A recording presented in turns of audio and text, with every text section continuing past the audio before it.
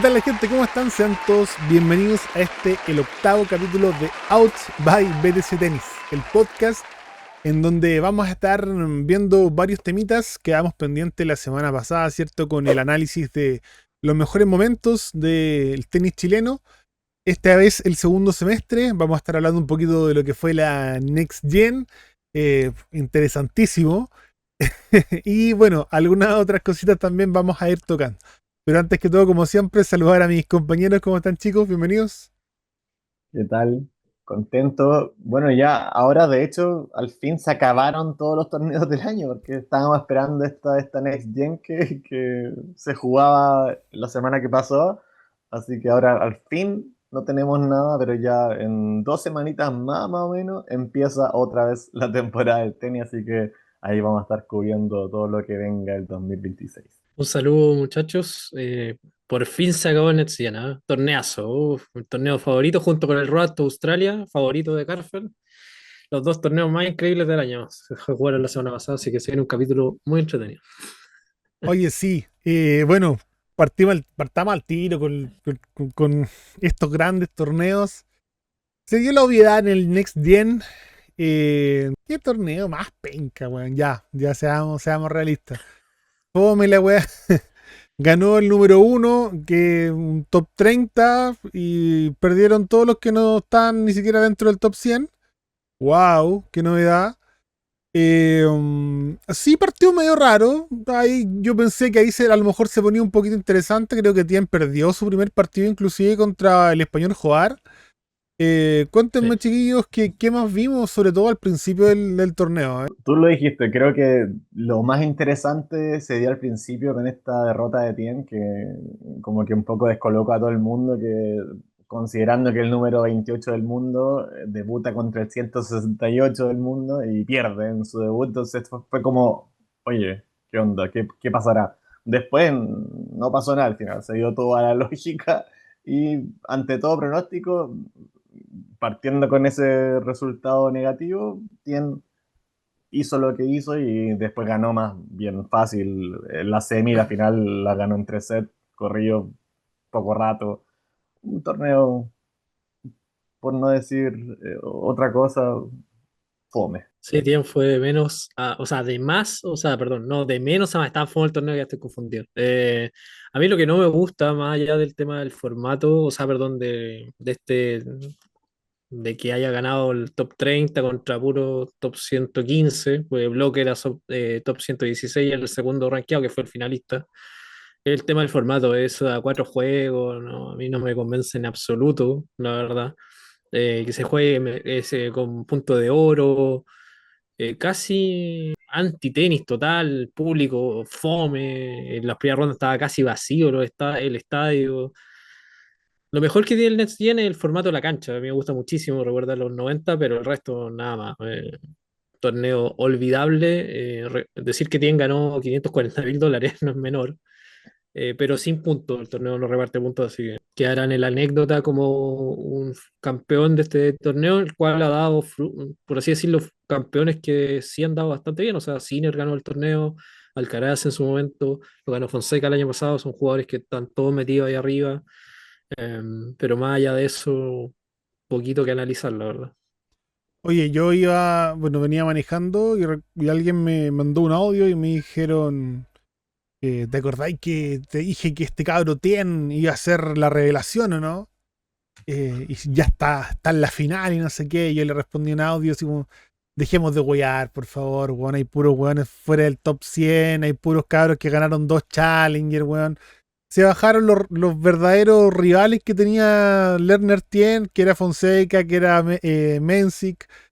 Dejemos de wear. Y bueno, se dio nomás. Y otro torneo que se jugó también con este gran formato que le encanta a Tío BTC. Que está temblando, Tío BTC. Cuidado con su cámara que está así. La Eh, emoción. la emoción. La emoción fue el Road to Australia, donde tuvimos también chilenos participantes. Estuvo Tommy Barrios, que lamentablemente perdió sus dos partidos, uno contra Hugo de Lien y el otro fue contra Federico Díaz Acosta, me parece mucho. Y ¿Ese fue o no? ¿No es Facundo Díaz Ah, Acosta? Sí. Facundo, Federico, la misma weá, si los No es lo argentinos mismo. son todos igual y juegan todo igual, da lo mismo. Y también estuvo Anto Vergara como invitada a ese cuadro que eran 4 personas, la verdad, se jugó semifinal y final. Y bueno, lamentablemente también perdió. ¿Quién salió campeón? Nabone. Nabone. La Navoneta. Ya. Es un resultado que va a dar mucho que hablar para la Abierta de Australia. Nabone le va espectacular en cachadura, entonces este Road Australia va a dar un. Oh, ¿Te imagináis? Dios ¿Te mío. imagináis? ¿Te imagináis? Llega a la semi, una wea así. ¿Te Por eso, imagináis? guarden ¿Pasa este eso? clip. Guarden este clip, puede ser la mufa del año, puede ser. No, no, no. Pero Sería no, yo no espectacular creo que que haga mucho, la verdad. sería espectacular que el buen llegara a semi y después salían todos los diarios y weón, Road to Australia, un éxito, Claro, weón. claro. Dejó a los jugadores preparadísimos para la. El próximo año, weón, los top 10 jugando a la wea. Sí, sí, sí, para todos esos weones jugando en Argentina. Bueno, recordar que vino Cameron Norrie, estuvo en Argentina inclusive y se lesionó entrenando y dijo, bueno, voy a aprovechar de salir por Buenos Aires. Capaz que tiró la mula nomás y dijo, ya voy a aprovechar que estoy acá y salir a pasear, ¿no? Bueno, y antes de pasar ya a tierra derecha de lo que es el tenis chileno y este segundo semestre, también tenemos noticias ya que la ITF dio un comunicado, ¿cierto? Nombrando al besto jugador del año y sorpresa. ¿Quién salió, chiquillos? Sinner. No, en masculino singles, porque hubo categorías de diferentes cosas. Femenino fue Sabalenka. Oye, bueno, ¿qué, qué, qué más vamos a hablar? El favorito de la ITF, de la ATP. Pero hubo una noticia igual particular, ¿ah? La Gazzetta dello Sport, un diario bien famoso italiano, y dio también su favorito o jugador destacado o tenista destacado del año, que no fue Yannick Sinner. Sí, fue Musetti. Yo creo que lo hacen netamente porque no puede ganar todos los años Sinner, porque es lógico que es el mejor, pero de los italianos. Pero a mí me sorprendió un poco lo de la ITF, pero después analizándolo en frío, creo que se entiende un poco porque qué torneos son los que lleva la ITF en el circuito. Los Grand Slam. Entonces Sinner hizo 4 finales en el año, que es un hito que para poco, para muy poco en la historia. Entonces por ahí tal vez va, pero de todas formas igual. Un poquito falta de respeto con Alcaraz, que ganó más de 70 partidos, el número uno del mundo, le ganó a Sinner varias veces en el año. Y aparte, Sinner estuvo 3 meses suspendido. A mí eso es lo que me hace ruido, que le den un premio a alguien que estuvo suspendido, siendo que hace algunos años, por ejemplo, Jarry no pudo ganar el premio a la ATP, eso sí, del Most Improved Player, el jugador que más había mejorado en la temporada del 2023, y no se lo dieron. Y creo que fue por el antecedente que tiene Nico de que en algún momento fue castigado por doping, entre comillas. Entonces, esa doble vara a mí me molesta, pero lo otro creo que se entiende un poco más por qué lo eligieron. A mí me hace mucho ruido eso mismo. Creo que, más allá de todo, de los resultados, creo que no es menor.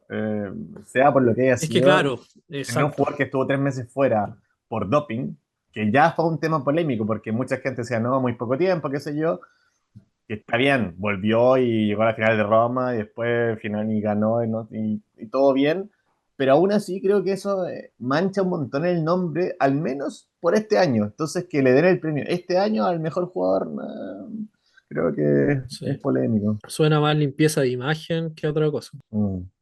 Bueno, en realidad vamos a decir que nos sorprende las decisiones que ha tomado la ITF en el último tiempo. Bueno, entre la ITF y la ITP y la ATP no han hecho ni uno en el último tiempo, así que, como dicen ahí los chicos, un poquito lavado de imagen, rara. Lo que sí las personas que se quedan con esta sensación de injusticia con Sinner no lo olvidan, ¿ah? O sea, se lee harto igual disgusto en redes sociales. Vi hartos comentarios de gente reclamando por lo mismo. Y bueno, como dijo Novak Djokovic en algún momento, esto va a ser una mancha que va a ser difícil o imposible de borrar para Yannick Sinner. Pero bueno, Concuerdo. terminando entonces con este tema, ahora sí que sí, volvemos a lo que es el tenis chileno y comenzamos el análisis de este segundo semestre del año, donde sí tuvimos varios o en realidad los resultados más importantes del año de forma individual de cada uno. También tuvimos un nuevo enfrentamiento de Copa Davis donde también Chile salió vencedor. Así que cuéntenme chicos, a ver, comencemos cronológicamente. ¿Qué fue lo primero de este segundo semestre que pudimos ver en el tenis chileno? Lo dijimos la semana pasada, creo que quedamos en la temporada de arcilla, ¿cierto? Entonces lo que vendría después es lo que pasó en la temporada de césped, en donde Nicolás Jarry hizo como lo que dijimos, una especie de oasis en todo su año, que fue bastante malo en general, pero que en Wimbledon llegó a la cuarta ronda, si no me equivoco, y pasando la quali además, o sea, jugó un montón de partidos. La semana pasada lo decía, todo el año creo que ganó 9 partidos y 3 fueron en Wimbledon, en el cuadro principal. O sea, es un número súper importante, así que creo que, de hecho, Jorge lo dijo, él tenía chances de seguir avanzando, o sea, tampoco es que le haya tocado jugar contra Sinner o Alcaraz cuando perdió, o sea, creo que enfrentaba a Norrie, ¿no?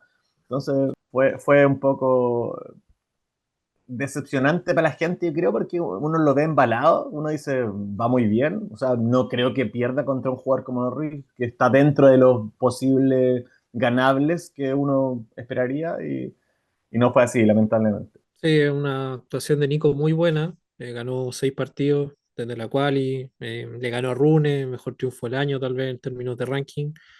Muy buen triunfo contra Fonseca también. A Tien, por ejemplo, lo destrozó en segunda ronda, no le dio ni siquiera un igual con el servicio de demoledor. Pero después viene la otra parte, que es como el Nico que estuvo el resto del año. Perder con Norrie para mí en una cuarta ronda de Wimbledon, por más de que Norrie fuese semifinalista hace algunos años, es una oportunidad absolutamente desperdiciada porque Jarry era mucho más peligroso para Alcaraz de lo que fue Norrie para Alcaraz en el cuarto final. O sea, Alcaraz bueno, se vació con Norrie, ni transpiró. En cambio, sabemos que Jarry le genera más problemas. Era una oportunidad para ser cuarto, una lata, pero bueno, hay que quedarse con lo positivo que Nico sumó su gran cantidad de puntos del año tal vez en ese torneo y va a tener la gran prueba el 2026 de defender todos esos puntos. En caso de no sumar muy buenos resultados a comienzo de año, la va a tener difícil. Como decían los chicos, Nico tuvo partidos bien importantes. Recordemos que el partido contra Holger Rune, por primera vez Nicolás da vuelta un 2-0 en Grand Slam y termina llevándoselo en 5. Y como dicen también los chicos, y creo que lo nombramos el capítulo pasado, el hecho de que, claro, Cameron Norrie comenzó ganando los dos primeros sets, después Nico lo emparejó bastante. Yo creo que eso ayudó mucho más a la sensación de pensar, oye, bueno, ¿sabes qué? Se lo podía haber llevado realmente porque bajó Norrie también y Nico estaba un poquito más metido, pero bueno, lamentablemente no se pudo. De todas formas, la mejor campaña en Grand Slam que ha tenido Chile hace rato. Hace rato, creo que desde Cristian Garín en Wimbledon también, creo que no También. veíamos una actuación tan buena, si no me equivoco. Desde Jarry, Roland Garros, Ah, Nico Jarry, Roland Garros. Llegó a la cuarta misma ronda. cuarta ronda. Ah, ya. ¿Y Sí. eso qué año fue? No me acuerdo. Al año ¿22? siguiente de lo de Garín en Wimbledon, el 2023. Ah, el 2023. Pensaba que había sido antes. Weón. Ya, pero bueno, hace rato en realidad los chilenos estaban bastante al día con Grand Slam. Nos Sí, veníamos comentándolo hace rato. Me acuerdo mucho en la primera ronda de la Australia Open del año pasado, me parece mucho que fue cuando perdió contra Coboli con esa pelota que se le cayó del bolsillo, el segundo warning y el punto. Deja de pasar Coboli. Fue bien, bien polémico. Bueno, en ese tiempo Coboli no era muy conocido tampoco, entonces todo así como que mire con el italiano que perdió, bla, bla, bla. Bueno, hoy en día sabemos que también es un jugador muy potente, pero de todas formas, muy buen desempeño de Nicolás Jarry en Wimbledon y como dicen los chicos, bueno, esperemos que pueda defender esos puntos este próximo año que viene o por último hacer alguna cama buena de puntos durante el primer semestre para no encontrarse con algo como lo que le pasó en Roma, que defendió una final y después de eso se vino abajo muy, muy rápido con el tema de los puntos. Aparte de eso, chicos, tenemos otras cositas, ¿cierto? También volvieron los triunfos. Bueno, hubo triunfos importantes también dentro de nuestros tenistas. ¿Qué más pudimos ver este segundo semestre? Bueno, después de eso, yo creo que lo más destacable es lo que vino con Tabilo en el título en Chengdu, ATP 250, que también recordar, vino desde la quali. O sea, jugó un montón de partidos, no sé si son 2 rondas de quali y después el cuadro completo, así que un montón de partidos. Además de que justo antes de eso venía de salir campeón Challenger de Guangzhou. Entonces, perdón, Finalista. finalista, no campeón. Finalista, perdón. Sí, así que fue como que volvió a resultados muy buenos después de un periodo bastante complejo. Así que muy positivo, un cierre de año que creo que coincide un poco con que justo a todos los chilenos les fue mucho mejor en este segundo semestre, así que Tabilo también tuvo sus buenos resultados. Sí, bueno, el hito de Tabilo, creo que sobre todo ganando la Musetti, que lo hemos conversado en otros capítulos, top 10, algo que un chileno no hacía desde Marcelo Río el año 98, que un chileno no había ganado una final, un top 10, entonces fue súper importante la forma, salvando match point, sacando muy bien, con mucho temple, la verdad que fue como el Tabilo del primer semestre del 2024 más que el Tabilo del 2025, la verdad. Y esos puntos le permitieron salvar el año, a fin de cuentas, porque ahí estaba, ¿cuánto? 120 y tanto el mundo, y se metió top 100, aseguró de inmediato la Abierto de Australia este año, del próximo año, perdón. Eh, un hito que puede salvar tal vez un antes y después de la carrera de Tabilo, dependiendo cómo venga la mano en este 2026, porque después de ese título no tuvo muchas victorias, pero mostró un nivel mucho mejor del que venía mostrando anteriormente. Entonces creo que fue súper importante para darle la confianza de su equipo también, ¿no? Esa celebración que tuvo ahí con su entrenador, su preparador físico, creo que era su polola. Eh, Tal vez fue como más un desahogo a un año tan difícil, la verdad, en él, y más teniendo en cuenta que en la previa había tenido la polémica de la Copa Davis, que bueno, también lo vamos a hablar ahora, en lo que pasó con Luxemburgo. Así que veremos si un hito que marca a Tabilo un antes y un después en su carrera, para este periodo de su carrera. Una de las imágenes que nos dejó esa final fue ver a Musetti llorando, porque recordemos que tenía como 5 finales sin ganar, me parece mucho. Sí, después sumó otra más cuando perdió con Djokovic en Atenas. Sí, de hecho, defendía esta misma final el año pasado, no había podido ganarla. Entonces, bueno, llegar Puede de ser. nuevo a la misma final y que se te escape, ¿cierto? Teniendo un match point, creo que es suficientemente frustrante como para caerte de esa forma, pero bueno, nuestro lado, nosotros contentos en ese oasis también de Alejandro, que lo decíamos, venía a ser una final, la final de un Challenger más o menos. No sé si mentirosa, pero fue un Challenger bien, bien raro. Se le bajaron unos jugadores por lesión. Como que, de hecho, la final, lamentablemente, Alejandro no vio una. Creo que la perdió contra el argentino, ¿contra quién fue? Juanma, Cerúndolo. Cerúndolo. Cerúndolo. Entonces, claro, fue una sorpresa y sobre todo el servicio que ya hemos comentado 10.000 veces, que, bueno, como que de la nada empezó a servir como eh, Perricard como loco, weón, metiendo muy buenos primeros. Entonces, bueno, bien por Alejandro, que con eso ya cerró el año básicamente y ya se está preparando ahora para lo que es el Australian Open. Bueno, dentro también de los momentos importantes del tenis chileno tenemos el triunfo, su primer triunfo de Tomás Barrios Vera dentro de un Master 1000 y nada más y nada menos que a alguien bastante conocido, bastante carismático, uno de los pocos franceses que banca a la gente, también me sumo. Sí, porque digamos la verdad, los franceses nadie los quiere.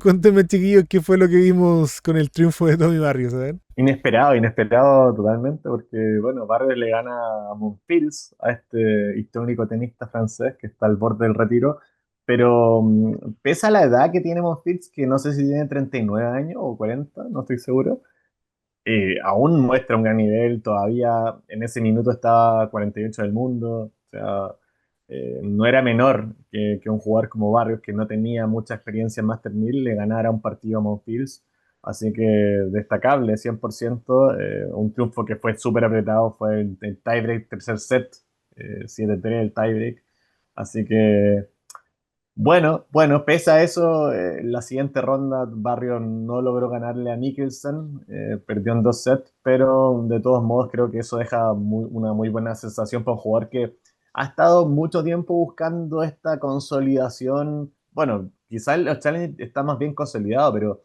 eh, meterse más en los Master Mil, en torneos más grandes, es algo que ha estado buscando un buen tiempo y ese resultado te da un buen indicio de que Barrios puede hacer cosas importantes todavía, como que no es un jugador que ya podéis dar como, no, ya llegó hasta ahí, no, va a ser máximo 100 del mundo, qué sé yo. No, en verdad él tiene herramientas como para poder complicar a jugadores de alto nivel. Sí, bueno, a usted Monfils se cae bien.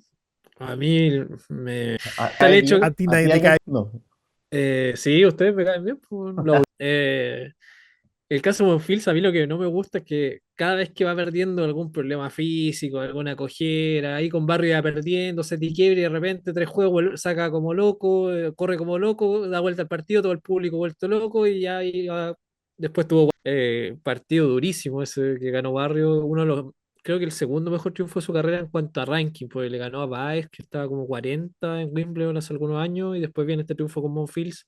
Ahí uno puede catalogar si quién es más jugador, si va en Monfils, obviamente en Monfils, pero eh, creo que ese triunfo, tal como dijo Patricio, le va a abrir tal vez los ojos a Tommy, que tiene la chance de competir de igual a igual contra jugadores experimentados de nivel ATP. eh, por más de que Monfils está lejísimo de su mejor nivel, etcétera, pero de todas formas es un jugador muy competitivo aún.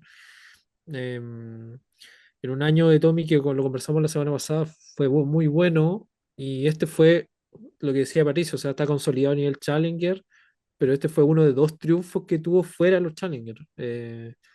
Tuvo 52 triunfos el año Barrio, fue el mejor chileno lejos en cuanto a triunfos, porque Garín tuvo 49. Y uno de estos triunfos fue el del Master 1000 de Monfils, y los otros 50 fueron en Challenger. Entonces, creo que ahí va la tarea de Barrio del 2026, sumar más triunfos a este nivel, porque ahí están los puntos también. O sea, ¿por qué Barrio tal vez no tiene un sub y baja tan importante como otros jugadores? Por eso, porque gana mucho a nivel Challenger, pero a nivel ATP le ha costado mucho. Entonces, si se quiere meter top 100 y consolidar top 100, va a tener que empezar a ganar este tipo de partidos en cuadros principales. Ojalá se pueda dar. Oye, bueno, los chicos ya lo dijeron todo. Sumarme un poquito hacia lo que dijiste tú, que también lo quería mencionar, el tema de que Monfils hacía el que, weón, no puedo más, no puedo más, iba a la banca y no puedo más, y tomaba la toalla, no puedo más, y después te corría un rally, weón, de 35 puntos, weón, como si nada, y era como, ya, déjate de mentir, por favor, weón. Por último, Siempre lo mismo, bueno, siempre siempre lo lo mismo. mismo. Así que, bueno, importante entonces, y esperemos que veamos más de este Tommy Barrio, ¿cierto? Ganando a nivel ATP este próximo 2026. Pasamos ahora a lo que fue, y ya hacíamos una pequeña conexión antes, la Copa Davis, ya que en septiembre Chile, sin Alejandro Davilo, sin Nicolás Yarri, enfrentaría de local a un Luxemburgo que tampoco venía con su máxima figura. La verdad, jugadores, creo que el top uno que ellos tenían era como 600 y tanto. Entonces, fue un enfrentamiento donde Chile se quedó con la llave 4-0, pero se jugó el cuarto punto, lo jugó el Osito Núñez inclusive, también lo ganó, pero que obviamente igual deja buenas sensaciones. Cuéntenme chicos, ¿qué opinan ustedes de lo que fue esta llave de Copa Davis y que, bueno, nos volvió a meter, ¿cierto? O a ratificar dentro del grupo mundial y que estamos para jugar ahora contra Serbia. Lo dijiste tú, o sea, finalmente no vino el mejor jugador rankeado de Luxemburgo, lo que quizás permitió un poco esta diferencia, que si bien fue 4-0, recordemos que Karim, de hecho, lo tuvo bien complicado con un jugador de apellido, creo que era Gil, algo así, ¿no? No me acuerdo. Gil García. Gil García, eso. Un jugador que estaba como no sé cuántos mil del mundo, no sé, y aún así se le complicó un montón, perdió un Sí. set, me acuerdo, pero logró ganar. Logró ganar y logró, pese a todo, sacarse los nervios de encima y ganar el partido. Y bueno, Barrio jugó con Alex Nuff, que ese era el mejor que vino a Chile, que era 668, creo, por ahí de ranking. Eh, pero nada, o sea, es positivo que Chile al menos logre marcar esta diferencia contra un equipo que en número al menos era mucho más inferior a Chile y Chile logró mostrar esto y pese a que no tenía Matavilo, pese a que Jarry tampoco estaba, logramos ganar la serie 4-0, muy buena diferencia, así que bacán porque ahora en febrero vamos a estar ahí eh, apoyando a Chile contra la Serbia de Djokovic. Sí, bueno, el MVP de esa serie fue Barrios, que jugó muy bien su single y que jugó muy bien el doble también junto con Soto. Y Garín, si bien tal vez no anduvo tan bien, cumplió y ese partido como que le dio la confianza, pero no venía muy bien Garín, recordad que venía medio lesionado, venía con algunas derrotas, en el US Open no le había ido bien, no había pasado la quali. Y a partir de ahí Garín se vio mucho mejor, de hecho a la semana siguiente, si no me equivoco, ganó Antofagasta, el Challenger, y después cierra ganando Montevideo, entonces por ahí fue como el punto de inicio para ese como segundo aire que le dio la temporada después del muy buen periplo entre abril, mayo, junio que tuvo. Y Barrios consolidando lo bien que se había visto en el año, o sea, muy sólido, con mucha jerarquía, sacando mucha diferencia contra sus rivales. Y lo positivo también que fue el debut de Núñez, recordar que ahí se dio el tema de que iba a jugar Soto y Soto como que le cedió a Núñez como que jugar a él, le dio la oportunidad, jugar de local, debutar, súper positivo. Después vimos que Núñez a cierre de año tuvo su primer título profesional, por ejemplo, en ITF que se jugó acá en Santiago. Entonces todo eso la Copa Davis te va dando, por más de que tal vez lo numérico no se vea tanto, sí te va generando ese tipo de confianza que a fin de cuentas te permite que un jugador crezca. Entonces creo que más que de haberle ganado a Luxemburgo es lo que generó esa serie en los jugadores chilenos, así que fue súper positivo. Tomando un poquito de lo que dicen los chicos, claro, bueno, Garín estaba todavía con la fascitis plantar, ¿no? Él declaró ahí mismo en rueda de prensa, tuve el agrado de estar ahí junto con BTC, ¿cierto?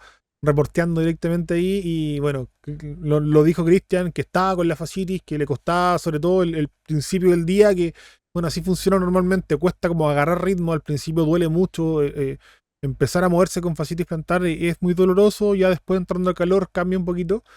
Y también me llamó la atención dos cositas. Uno, en el dobles, en donde Soto era quien estaba tomando voz de mando y se le vio o sea, muy concentrado, muy metido. Creo que calearon muy bien, ¿cierto? El juego del dobles.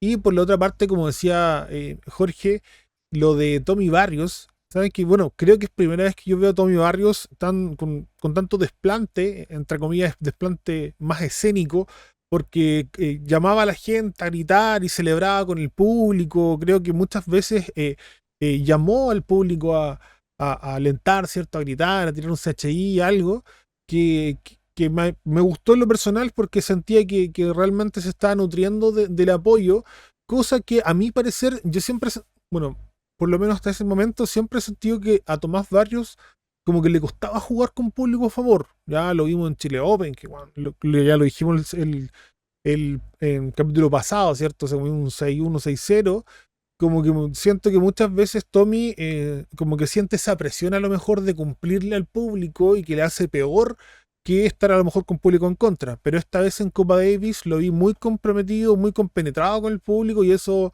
creo que, bueno, puede ser muy favorable para él y su carrera, ¿cierto? De aquí en adelante.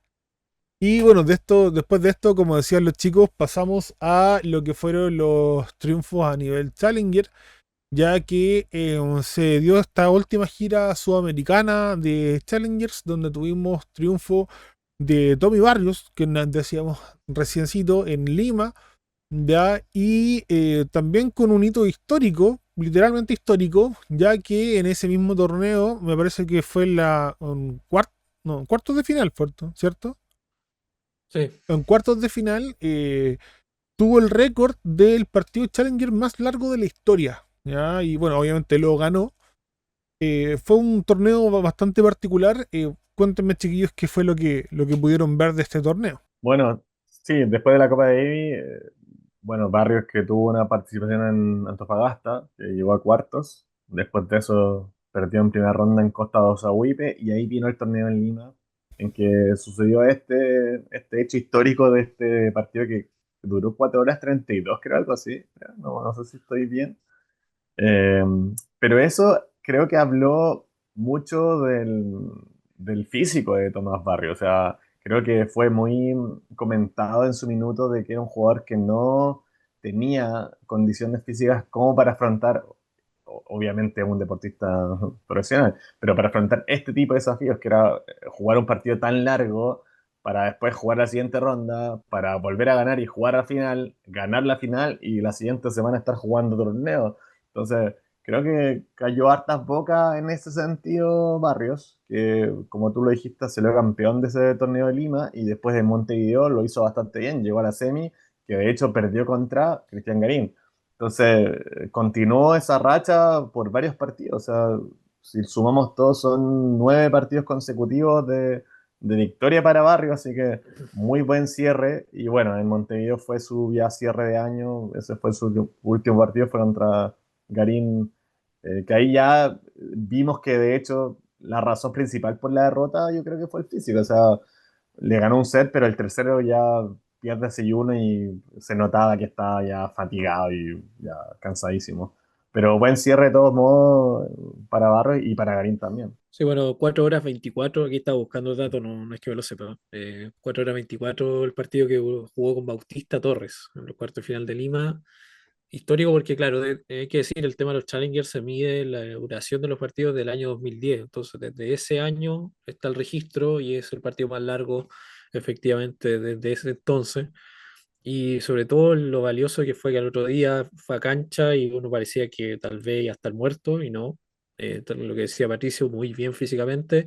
Y en la final también muy sólido contra Joao Rey da Silva, que en el año habían, Carfel lo nombró en un capítulo anterior, que tenía la particularidad que se habían repartido varios partidos. Rey da Silva había ganado en Chile como 2 partidos, y Barrio había ganado 2 partidos en Brasil.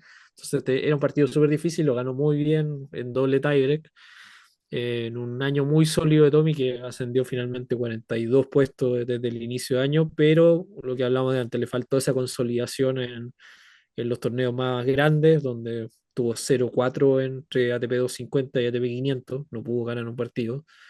Así que ojalá que 2026 traiga sobre todo esta ratificación del alza física y con eso obviamente Tommy va a demostrar el nivel que tiene, que para mí siempre ha sido muy superior a lo que muestra el ranking de 111, por ejemplo, que tiene en la actualidad. Oye, bueno, antes de terminar con Cristian Garín, que fue ya el último chileno en gritar campeón, por lo menos a nivel Challenger, porque recordemos también que lo habíamos mencionado, que el Osito Núñez salió campeón del M15 que se jugó en Santiago. Tuvimos también este segundo semestre a Matías Soto, que si bien en singles no está en un no está en un buen presente, ya hay que ser bien realistas, la verdad. Comenzó el año, se había quedado por muy poco afuera de entrar al Australia Open el año pasado. Me acuerdo que jugó hasta el último torneo que había disponible, quedó por muy poquito afuera, no alcanzó a darse el resultado. Y este año, que parecía ser un año de ya de más de consolidación a circuito Challenger, porque los M15, M25 ya había campeonado varias veces el año pasado, no se le pudieron dar los resultados junto a otros problemas, ¿cierto? Que tuvo, lo conversamos también respecto a su vista, físicamente no estaba muy bien, se fue a Estados Unidos a lo mejor a encontrarse con su alma mater, ¿cierto? Y tampoco pudo cosechar muchas victorias, pero ahora sí llegó el punto. A nivel Challenger en dobles, sí logró cosechar varios torneos.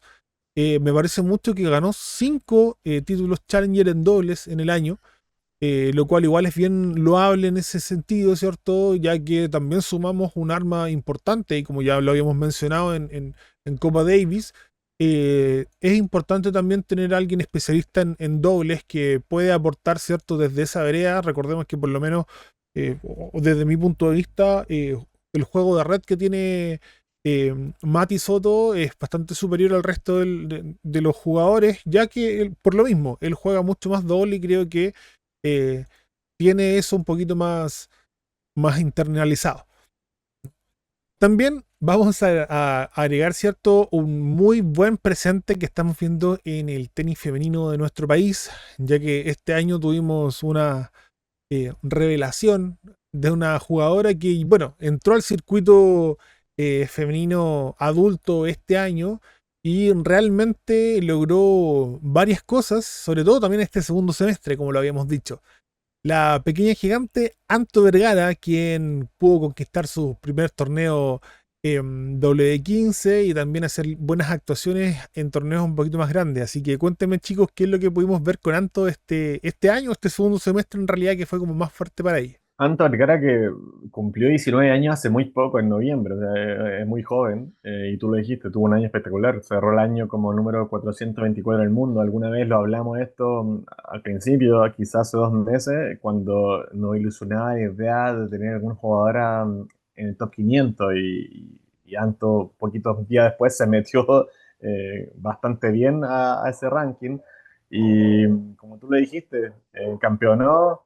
Tuvo unas victorias destacables como la que registró contra Carlet, Argentina Carlet, en el Challenge de Tucumán, que después también le ganó a Giovannini, y que finalmente pierde 6-1, 6-2 contra Maya Cherif, pero una jugadora como Cherif, estamos hablando de una jugadora mega, ultra experimentada en torneos importantes, así que creo que es positivo igual tener a un jugador tan joven como ella, con, como ya lo dije, 19 años recién cumplió, ya compitiendo al nivel que está compitiendo, así que ojalá que el año que viene esto siga desarrollándose de buena manera y que siga avanzando y avanzando en cada vez jugar torneos más importantes. Sí, adaptándose muy bien Anto, ganó 2 títulos además, los 2 primeros de su carrera a nivel profesional. Acá en Chile aprovechó muy bien los ITF que se hicieron acá en el mes de agosto, septiembre, la verdad que jugó muy bien. Eh, y lo que decía Patricio, o sea, dando el salto ante jugadoras de mayor nivel, como lo fue contra Giovannini o la misma Carlet, peleando de palmo a palmo y ganándole sobre todo y mostrando que tiene mucho para mejorar y, ¿cómo decirlo?, para consolidarse. O sea, hay que decirlo que lo de la Anto puede ser histórico, porque hace cuánto no hay una tenista chilena destacada en singles. Bueno, Daniela Seguel fue algo así como 150 del mundo, si no me equivoco. Yo creo que la Anto debería andar por ahí yendo la escala baja, o sea, ni siquiera poniendo una meta tan alta. Pero 2026 va a ser un año que va a tener que defender varios puntos, ahí se va a ver el tema de la consolidación, por así decirlo. Tampoco dejar de mencionar lo que hizo Fernanda Laveraña, que tuvo otro muy buen año, también anduvo muy similar en el ranking, la verdad, ambas con su mejor ranking. El tenis chileno femenino por un muy buen momento, como no se veía hace mucho tiempo, la verdad, así que siempre va a ser muy positivo, ojalá que mientras más jugadoras se sumen, ideal. Oye, sumarle un poquitito que ese partido contra Giovannini, la Argentina, recordemos que ambas están básicamente como en la misma categoría. De hecho, bueno, Giovannini está mejor posicionada en Sí. el ranking, pero ambas son jugadoras que cumplieron 19 este mismo año. Creo que el Giovannini también en noviembre, o sea, casi que están como de cumpleaños muy seguido. Y son o prometen también ser el futuro del tenis femenino, por lo menos de la parte sur de la región latinoamericana. Así que obviamente siempre es bonito ver a la región sacar nuevos tenistas o nuevas tenistas en este caso. Y como dice Jorge, bueno, tenemos el tope también, que tuvimos la número uno, Anita Lizana, de quien hablamos también en otro capítulo. Si no lo han escuchado, vayan a escucharlo. Entonces creo que también hay una linda historia y bueno, ¿por qué no ilusionarnos a futuro, cierto? También tener nuevas tenistas que logren llegar a ese nivel. Ahora sí, cerramos entonces lo que fue este año con el último torneo ganado por uno de nuestros jugadores, ya que fue también otro jugador quien tuvo un salto importante en el ranking y que logró también posicionarse como nuevamente como raqueta número uno. Hablamos de Cristian Garín, quien tuvo un segundo semestre, como ya dijeron los chicos, muy, muy bueno después de la Copa Davis, que le ayudó, ¿cierto?, con la confianza. Lo vimos en Antofagasta, bueno, triunfando en Antofagasta. En Costa de Usahuipe, a pesar de que hubo unas inclemencias, bueno, hubo un atado ahí que llovió como 4 días seguidos, le tocó jugar 2 partidos en un día, se terminó retirando en una semifinal contra Dani Vallejo. em, pero se notaba que venía haciendo muy buen tenis y bueno, lo mostró, ¿cierto? Se consolidó en este último Challenger del año en Montevideo Cuéntame, chiquillos, qué pudieron ver con Cristian este segundo semestre y qué esperamos también de él el próximo año. Oye, después de la Davis, bueno, no me acordaba de esto, pero Garín fue a jugar el Challenger de Buenos Aires, que perdió contra Nicolás Kicker. Un poco ahí un hecho curioso en esta especie de gira, porque después de eso, como tú lo dijiste, ganó Antofagasta la semana siguiente a Buenos Aires, ganó Montevideo cuando cerró el año y hizo esta semifinal que se retiró porque se dio este caso de la lluvia que tenía que jugar dos partidos y como que todo muy, muy apretado. Así que se retiró ahí en la semi con Vallejo, pero hizo muy buenos torneos. O sea, más allá de ese caso ahí de Buenos Aires de la primera ronda con Kicker, que me parece una derrota más bien curiosa contra un jugador que está prácticamente retirado del tenis. Eh, que después de eso haya sacado otra vez a reducir su nivel de tenis y poder consolidarse muy bien a nivel de Challenger. Lo hablamos la semana pasada, Garín estuvo fuera del top 200 en algún minuto del año y terminó 80, o sea, espectacular el cierre de año que tuvo, que finalmente se termina bajando de Temuco porque ya lógicamente no tenía mucho sentido si había recién campeonado Montevideo, se había asegurado el top 100, se había asegurado su presencia en el cuadro principal de Australia, entonces finalmente pone un pare después de Montevideo y ahí cierra su año de una muy buena forma, creo yo. Sí, bueno, yo más que Garín en particular, yo quería acotar de que increíble que este segundo semestre no hemos hablado de momentos negativos porque prácticamente no hay, o sea, no hay un segundo semestre con más luces que sombras. Lo que decía Patricio, o sea, lo de Garín fue muy contado, ese tema con Kicker fue como una derrota aislada, por así decirlo, post Copa Davis, y el resto anduvo todo bastante bien post septiembre, entonces tal vez el único punto bajo fue Jarry, que después de Wimbledon no volvió a ganar prácticamente, ganó muy poco, no jugó prácticamente, estuvo lesionado, también tuvo varios problemas. Así que un segundo semestre que remontó muchísimo el tenis chileno en relación al primer semestre, que había sido, digámoslo de la forma más suave, un desastre. Oye, mucho contraste con el segundo semestre del año pasado, que fue horrible para el tenis chileno. Sí, Eh, también, pero también. sí, mencionar algo que se nos fue. Recordemos que Garín jugó Lima 2 ya que hubo dos Challenger seguidos en Lima. Y el Challenger que jugó en Lima, a mí, bueno, yo no sé si es porque Lima está a nivel del mar, si es algo de la presión, qué era, pero yo bueno, en ese torneo le tenía mucha fe a Cristian porque lo vi jugando muy, muy buen tenis. Le volví a ver esos derechazos que no le veía hace mucho tiempo, muy potentes, muy fuertes.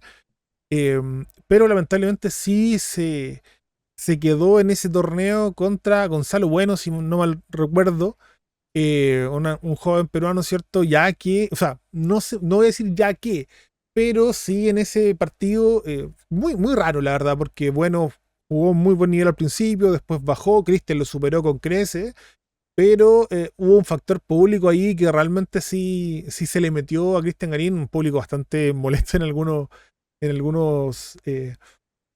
momentos del partido, ¿cierto? ¿Y por qué también lo quiero mencionar? Porque en ese mismo torneo estuvo jugando Tommy Barrios y salió un clip muy divertido, también ahí mismo donde se hizo respetar Tommy Barrios. Dilo lo que dijo, sí. YouTube, es que YouTube se pone pesado, pero, Sin censura. pero bueno, mandó a alguien a lavarse cierta parte, que alguien del público le gritó, juega, un juego, una cosa así, mientras estaba hablando algo, y dijo, anda a lavarte la raja, culiado. Entonces fue un momento bien, bien interesante, muy simpático, y se hizo respetar Tony Barrios, que no dejó que el público se le metiera en la cabeza, como lamentablemente le pasó a Cristian. Así que, bueno, aparte de eso, muy buen segundo semestre de ambos, y bueno, esperamos que tengan un lindo comienzo de año. Bueno, dijimos ya esto del rato Australia, la verdad no creo que sea un factor, por lo menos en los juegos de Tommy Barrios, que yo lo vi y estaba como que, filo, si no, da lo mismo. Vengo a jugar por el chill, como dicen los lolos. Así que eso sería en el resumen entonces de este segundo semestre del tenis chileno. Y bueno, mi gente, esto sería entonces el octavo capítulo de Out, el podcast by BTC Tennis. Espero que se hayan entretenido. Recuerden darle like, compartir, suscribirse al canal y dejarnos también, ¿cierto?, su comentario de qué les pareció, qué les gustaría que habláramos en otro capítulo. La próxima semana se viene un tema bien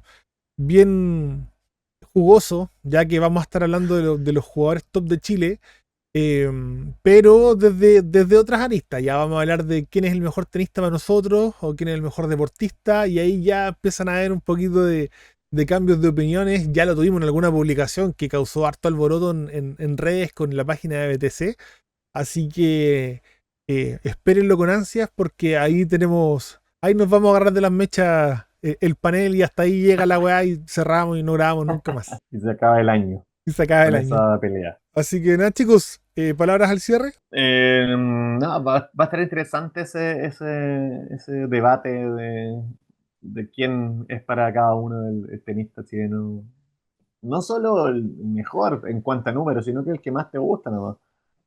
Así que va a estar bueno. Y feliz Navidad, porque ya el siguiente capítulo ya va a ser Bueno, 29, 30 de diciembre. sí, ahí que la gente nos diga cuál es su regalo navideño para el tenis chileno el próximo año. Eso estaría bueno que piden al viejito Pascuero el tenis chileno. Este año no nos dio tanto, pero el segundo semestre mejoró mucho, así que ojalá se mantenga el 2026.